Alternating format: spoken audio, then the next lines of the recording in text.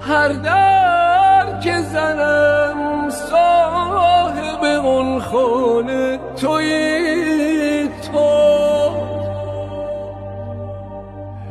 هر جا که روم پرتو کاشانه تویی تو.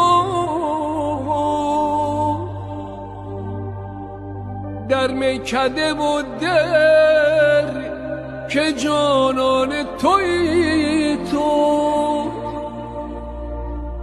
مقصود من است کعبه و بتخانه تویی تو. مقصود تویی کعبه و بتخانه بهانه.